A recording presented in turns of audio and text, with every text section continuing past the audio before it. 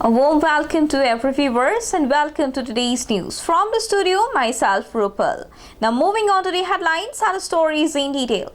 Jorhat 119 Central Reserve Police Force has distributed street lights for the convenience of the local people at the playground of Mihram Saikia Higher Secondary School of Titabar.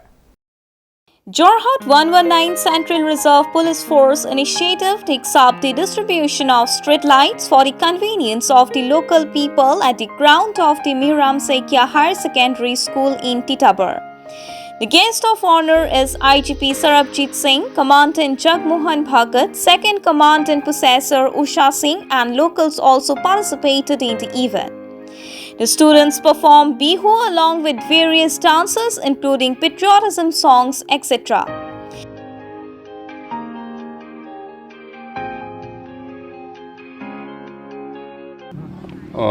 हमारा IG of sector Jorhat जो है के अंतर्गत जो है 13 CRPF battalion आती है, जो कि अरुणाचल में, अपर असम में और ये सिलचर एरिया पूरा जो है दिमा हाशो, कचहार, सिलचर एरिया, ये सब इसके अंतर्गत आते हैं। इनमें जितनी भी बटालियन है उन सभी को हमने सिविक एक्शन प्रोग्राम के लिए जो है कम से कम जो है 8-8, 10-10 प्रोग्राम कराने के लिए हमने बताया हुआ है, और हर बटालियन जो है हर लेवल में जाके जो है सही से काम कर रही है। आप देखिए, आप डेली न्यूज़पेपर में आप देखेंगे कि जो है सीआरपीएफ जो है कहीं मेडिकल कैंप कर रही है, कहीं स्पोर्ट्स किट बांट रही है, कहीं पर जो है सोलर लाइट बांट रही है, कहीं पर जो है अच्छे अच्छे कार्यक्रम करा रही है। वो सारा जो है सिविक एक्शन के अंतर्गत आता है। हम जहाँ भी काम करते हैं हम वहाँ पर जाकर देखते हैं कि उनकी पब्लिक जो है, वहाँ के लोग जो रहने वाले हैं, उनकी रिक्वायरमेंट क्या है, उस सभी को हम एनालिसिस करके हम अपनी प्रपोजलें अपने सीनियर अधिकारी को भेजते हैं, तो वहाँ से जो है हमको फंड आता है। तो हम एक अच्छा रिलेशन रखने के लिए पब्लिक के साथ हम जो है ये सिविक एक्शन प्रोग्राम उनके इलाके में करवाते हैं, ताकि वो जो है हम जो पैसा खर्च रहे हैं उसका प्रॉपर यूटिलाइजेशन हो और प्रॉपर जो है पब्लिक को फ़ायदा हो, और एक हमारा एक बहुत अच्छा जो है रिलेशन पब्लिक के साथ बना रहे हमेशा। आज कितना गांव को दिया है सोलर लाइट?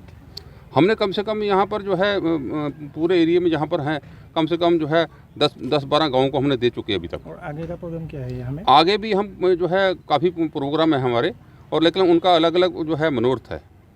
कहीं हम बुक्स बांटते हैं, बच्चों को कापियाँ देते हैं, जहाँ पर बच्चे बहुत जो हैं जिनके पेरेंट्स बहुत जो है वीक हैं और उनको जो खर्चा नहीं उठा पाते हैं, हम इस किस्म के काम भी करते हैं। जहाँ पेशेंट ज़्यादा हैं वहाँ हम मेडिसिन भी बांटते हैं। तो इलाके का जो है को पूरे को देख के उसमें जो कमी पेशियाँ हैं हम उसको दूर करने की कोशिश करते हैं, क्योंकि हमारा संपर्क जो है डीसी और एसपी के साथ हमेशा रहता है और एसडीएम के साथ हमेशा रहता है। हम यहाँ ड्यूटी करते हैं तो हमको सारी चीज़ पता लग जाती है कि इसके इलाके में क्या कमियाँ हैं और इसको कैसे दूर करना है। वो हम अपने सीनियर से बात करके तो उनको जो है फंड अलॉट करवाते हैं और उन ग्राउंड में उनको सही तरीके से इम्प्लीमेंट कराते हैं। A report by Anupam Bora, associate with Minarata from Jorhat News Now 24/7. One of inspiring news is that one of a lady hawker from Tiok displays her ideals by distributing newspapers from house to house. Lady hawker, who is roaming from house to house in the morning, is identified as Parishmita Gogoi. Her house is in Pahuchungi village of Tiok in East Jorhat. In the morning, she goes out of home with her bicycle to distribute newspapers to the readers. She eagerly distributes the newspapers to the readers who waits for her. The lady hawker named Parishmita Gogoi have been fighting a long life battle to relieve her financially weaker parents by earning some money through these sources. On the other hand, Parishmita Gogoi is trying to make herself self-reliant by pushing ducks and chickens at home. It can be said that such a youthful act also encourages our mechanical society.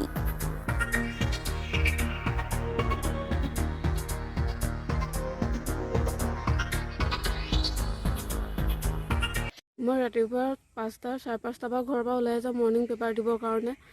সদায় মানুহৰ মোৰ কাৰণে বাট চাই থাকে, পাছাই থাকে কাৰণে ঘৰে ঘৰে দিবলগীয়া কেতিয়াবা দেৰি হয় সোনকালো হয় তাৰ বাবে কোনো মোৰ কৰি লাভ নাই খোজকাঢ়ি আহিব লাগে কেতিয়াবা চাইকেলো বেয়া হয় তাৰ বাবে ঘৰত দেৰিও হৈ যায় মানুহৰ যাতে বেয়া নাপায় দেৰি হৈ গ'লে এতিয়াও অকণমান দেৰি হ'ব ঠাণ্ডা পৰে যে অকণ নিজৰ দিগদাৰ হৈ যাবৰ কাৰণে বেমাৰ হৈ যায় কেতিয়াবা মানে পাই এতিয়া দিন হ'ল ছমাহমান ঘৰৰ কাৰণে কৰিব লাগিছে ঘৰৰ মাৰ দেউতাহঁতে কৰিব নোৱাৰে অলপ বয়স হ'ল মই ঘৰ চলাই আছোঁ ঘৰৰ হতাশ কৰিবৰ কাৰণে আৰু কি কৰা লগত ঘৰৰ মই এনে হাঁহ কুকুৰা সৰু সুৰা কামবোৰ কৰি থাকোঁ তাৰ সেইবিলাক কৰি মই ঘৰ চলাই আছোঁ তিয়গৰ বজেণ্ডা তাৰপৰা পেপাৰ আনো পেপাৰ নি টোটেল ঘৰ 54 ঘৰ বিলাবলগীয়া হয় গাঁৱৰে তিয়কে গোৱালগাঁৱৰ মাজগাঁও এনেকুৱা খঙীয়া চাইডে পহৰীয়া এনেকৈ পৰে বিলাবলগীয়া কিমান কিলোমিটাৰমান চাইকেল চলোৱা 10-15 কিলোমিটাৰ হয় A report by Prashant Kumar Datta from Jorhat News Now. All Assam Garya Desi National Council visited the Sri Sri Barmani Ma Bhagavati Temple at Gaherpam, Barpeta. A team led by Hasiful Islam, Joint General Secretary of the Central Committee of All Assam Garya Desi National Council, visited the Sri Sri Barmani Ma Bhagavati Temple in Gaherpam, Barpeta. It may be recalled that this temple in the courtyard of the Muslim community was built in the days of King Pramata Singh of Ahom, and the land of the temple was donated by the Muslim community. The temple of Bhagavati, the mother of Gaherpam, which has been maintained by the Muslim community for hundreds of years, has been bearing the signature of harmony. Today, the team of Garya Desi National Council visited and said that Sri Ma Barmani Bhagavati, who is a symbol of harmony, will continue to cooperate in the overall development of the temple.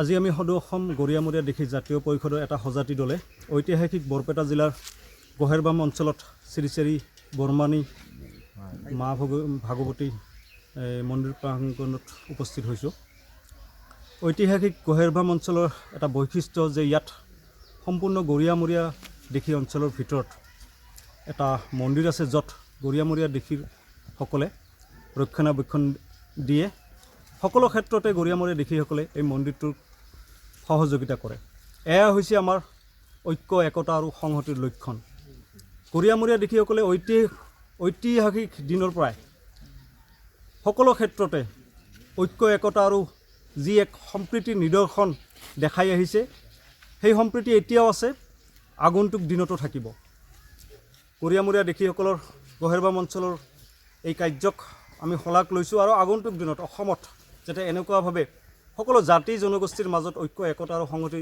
জীয়াই ৰাখে আমি তাৰে কামনা কৰিছোঁ A report by Kankanjyoti Sharma from Jorhat News Now. Under the initiative of Pratim Yuva Sang, day-night volleyball competition was held on all Assam bases at Ahadguri in South Majuli near Dergaon. The day and night prize money volleyball competition was held on all Assam bases under the initiative of Pratim Yuva Sang of Ahadguri in South Majuli near Dergaon. A festive atmosphere has prevailed among the people of the area over the All Assam based day and night volleyball sports event, which was held in a very difficult area isolated from Majuli land. On this occasion, the games were organized in the morning after community cleaning, plantation, Martyr Tarpan, and leaf lifting programs. BJP Secretary of Golaghat District Parag Bora was present as a representative, and MLA of Kumtai constituency Mrinal Saikia inaugurated the event in a solemn atmosphere. Diganta Saikia and Vijay Hazarika are behind the inaugural event, which was launched with a chorus. Several leading volleyball teams, including Tinsukia, Barpeta, Lakhimpur, Tejpur, Jorhat, Majuli of Assam, participated in the sports event.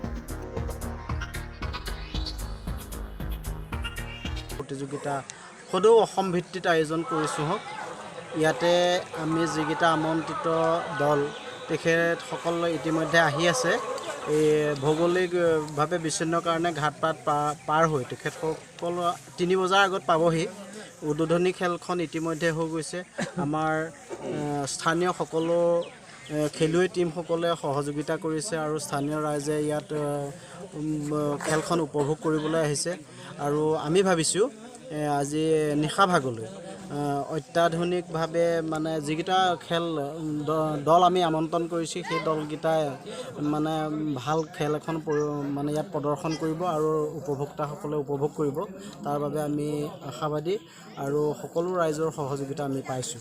কিমানটা দল অংশগ্ৰহণ কৰাৰ প্ৰতিশ্ৰুতি হৈছে? ইয়াত প্ৰায় 25টামান দলে অংশগ্ৰহণ কৰিব স্থানীয় দল লগাই আৰু আমন্ত্ৰিত দল ইতিমধ্যে 6টা দলক আমন্ত্ৰণ কৰা হৈছে আৰু তেখেতসকল খন্তেক পিছতে আহি পাব। ক'ৰ পৰা কৰা হৈছে? ইতিমধ্যে তিনিচুকীয়াৰ পৰা আহিব, বৰপেটা আৰু তেজপুৰ আৰু আছাম পুলিচ আৰু যোৰহাট লখিমপুৰ এইকেইটা টিমো আহিব, গোলাঘাটৰ পৰাও আহিব আৰু মাজুলীৰ টিম এটা আহিব। ইতিমধ্যে আমি মাজুলীৰ মানুহে কিন্তু চৰ অঞ্চলত থকাৰ কাৰণে আমি মাজুলী যিকেইটা টিম আহিব মাজুলী বুলিয়েই কওঁ, আমি যিহেতু চৰ অঞ্চলত থাকোঁ। আমি ভাবিছোঁ ৰাইজে এখন আজি ভাল খেল উপভোগ কৰিবলৈ পাব। ভাতৃপ্ৰতিম যুৱ সংঘই যে দিবানৈশ ভলীবল প্ৰতিযোগিতাখনি অনুষ্ঠিত কৰিছে, ইয়াতে আমাৰ খুমটাই সমষ্টিৰ মাননীয় বিধায়ক মহোদয়ক ৰাইজে আমন্ত্ৰণ জনাইছিলে। বিশেষ চৰকাৰী কামত তেখেত থাকিব লগা হোৱাৰ বাবে তেখেত আহিব নোৱাৰিলে, তেখেতে আমাক প্ৰতিনিধি হিচাপে পঠালে। খুব সুন্দৰ লাগিল যে যুৱ সংঘই আয়োজন কৰা এই খেলখনত গাঁৱৰ আমি গম পোৱা মতে যে এইখন গাঁৱত 30 ঘৰ বাসিন্দা আছে। প্ৰতি ঘৰৰ ব্যক্তিয়ে এই খেলখনত ওতঃপ্ৰোতভাৱে জড়িত হৈ পৰিছে। আমি দেখিছোঁ যে পিতৃতুল্য ব্যক্তিসকল, আই মাতৃসকল, যুৱক যুৱতীসকল সকলোৱে এই খেলখন ইমান এটা সুন্দৰ পৰিৱেশত অনুষ্ঠিত কৰিছে, আমি সঁচাকৈয়ে আনন্দিত হৈছোঁ। আৰু এই যি খেল, এই খেলৰ প্ৰতিভা প্ৰকৃততে গ্ৰাম্য অঞ্চলত সেই প্ৰতিভা লুকাই আছে আৰু এনেকুৱা সৰু খেলৰ জৰিয়তে আমি গ্ৰাম্য অঞ্চলত লুকাই থকা সেই প্ৰতিভাৱান যুৱক যুৱতীসকলক উলিয়াই আনিবৰ কাৰণে সক্ষম হ'ম। আৰু আজি গাঁৱৰ ৰাইজৰ যি মৰম, যি চেনেহ আৰু এই খেলখনৰ প্ৰতি যি উৎসাহ, তাৰ বাবে মই এই বিলতীয়াবাসী ৰাইজক কৃতজ্ঞতা জ্ঞাপন কৰিছোঁ। A report by Anamika Hazarika from Dergaon, News Now 24/7. Vidya Bharati belongs to All India Education Institute and Children's Education Committee of Assam Union. Sankardev Vidya Niketan Garmur conducted some activities based on action forms by the Children's Innovative Department of Jorhat. Vidya Bharati belongs to All India Education Institute and Children's Education Committee of Assam. Sankardev Vidya Niketan is a school of Assamese medium. An innovative education system of Vidya Bharati is children's innovative education, where children can learn the necessary education without burden or mess. Sankardev Vidya Niketan of Garmur conducted some activities based on action forms by the Children's Innovative Department of Jorhat. This program has led to the development of physical, mental, social, spiritual and emotional feelings of children. And they have conducted such activities to create a collaborative spirit among the children. আজি শংকৰদেৱ বিদ্যা নিকেতন গড়মূৰ যোৰহাটত শিশু বাটিকা বিভাগৰ দ্বাৰা শিশুসকলৰ ক্ৰিয়াকলাপ আধাৰিত কিছু কাৰ্যক্ৰম কৰা হয়। এই কাৰ্যক্ৰমৰ দ্বাৰা শিশুসকলৰ যাতে শাৰীৰিক, মানসিক, বৌদ্ধিক, আধ্যাত্মিক, আত্মিক, আৱেগিক আৰু সামাজিক বিকাশ হয় আৰু যাতে সহযোগিতামূলক এক মনোভাৱৰ সৃষ্টি হয়, তাৰ কাৰণে এনেধৰণৰ ক্ৰিয়াকলাপ কৰা হয়। আজিৰ যি ক্ৰিয়াকলাপ তাত তেওঁলোকে নিজে আপোনালোকে দেখা পাইছে যে আটা মাৰিছে, নিজে সেইখিনি বিলাইছে। গতিকে এই যিটো সামাজিক তেওঁলোকৰ সমৰসতাৰ ভাৱ, সেই ভাৱ তেওঁলোকৰ মাজত উদ্বেগ হ'ব। এজন যাতে সুনাগৰিক হয়, তাৰ কাৰণে তেওঁলোক ভৱিষ্যত জীৱনৰ এক দক্ষ ব্যক্তি হিচাপে নিজকে পৰিগণিত কৰিব পাৰিব। আৰু যি কথা বৰ্তমান যি নতুন শিক্ষানীতি আহিছে, শিক্ষানীতিটো প্ৰতিফলিত হোৱা দেখা যায় যে নতুন শিক্ষানীতিও কৈছে যে শিশুসকলক পাঠ্যপুথিৰ জ্ঞানৰ লগতে তেওঁলোকক যাতে এজন দক্ষ ব্যক্তি হিচাপে গঢ়ি তুলিব পৰা যায়, তাৰ কথাত অধিক গুৰুত্ব দিছে। আৰু সেই অধিক গুৰুত্ব দিয়াৰ ফলশ্ৰুতিতে যি আশা, সেই আশাক প্ৰতিফলিত কৰিবলৈ শিশু বাটিকা বিভাগে, বিশেষকৈ শিশু শিক্ষা সমিতি অসমৰ অন্তৰ্গত শংকৰদেৱ বিদ্যা নিকেতনসমূহে বহুদিনৰ আগৰ পৰা 1952 চনৰ পৰাই চেষ্টা কৰি আহিছে আৰু এয়া যেন এতিয়া চৰকাৰেও তাকে মান্যতা প্ৰদান কৰা দেখা গৈছে। ধন্যবাদ। আজি আমি ইয়াত এটা ক্ৰিয়াকলাপ অনুষ্ঠিত কৰিলোঁ। ক্ৰিয়াকলাপটো আছিল শিশু বাটিকাৰ অন্তৰ্গত বিদ্যা ভাৰতীৰ অন্তৰ্গত আমাৰ শংকৰদেৱ বিদ্যা নিকেতনত শিশু বাটিকাৰ আটা যিটো মাৰে সেই আটা মৰাৰ ক্ৰিয়াকলাপ আৰু এই ক্ৰিয়াকলাপৰ উদ্দেশ্য হৈছে যে আমি শিশুসকলৰ শাৰীৰিক মানসিক আৰু সৰ্বাংগীন বিকাশ যাতে তেওঁলোকে আটা মাৰি আনন্দ পায় ভাগ বতৰা কৰি খাব পাৰে একেলগে বহিব পাৰে এই সকলোবোৰ উদ্দেশ্য এই ক্ৰিয়াকলাপত নিহিত হৈ আছে আৰু সেই ক্ৰিয়াকলাপকে আজি আমি আনুষ্ঠানিকভাৱে সুন্দৰকৈ পাতিবলৈ চেষ্টা কৰিলোঁ কিয়নো 2 বছৰ ছাত্ৰ ছাত্ৰীসকল একদম ঘৰতে বন্দী হৈ আছিলে সেয়ে তেওঁলোকক এদিন নিকেতনলৈ মাতি আমি এটা সুন্দৰ অনুষ্ঠানৰ যোগেদি তেওঁলোকক আকৌ যাতে একাত্মতাৰ ভাৱ জগাই তুলিব পাৰোঁ এই অনুষ্ঠানটো আজি আমি পাতিলোঁ আৰু সকলোৱে খুব উৎসাহেৰে ইয়াত ভাগ ল'লে আৰু বিভিন্ন ছাত্ৰ ছাত্ৰীয়ে নিজৰ মাতৃসকলে তৈয়াৰ কৰা এপ্ৰন পিন্ধি তাৰমানে তেওঁলোকক শিকোৱাও হৈছিলে আৰু তেওঁলোকে মাতৃসকলে সুন্দৰভাৱে বনাই ইয়াত পিন্ধালে আৰু আমি তাতে সুন্দৰভাৱে আমাৰ ক্ৰিয়াকলাপটো অনুষ্ঠিত কৰিব পাৰিলোঁ আৰু অনুষ্ঠানটো আমাৰ সফল হ'ল Bureau Report News Now 24/7. Well viewers, this is the end of today's news. Thank you. Traveler ICU ambulance with ventilator, defibrillator, oxygen monitor, etc. Our contact number is 700-21-573-85. We are always ready for help to your family.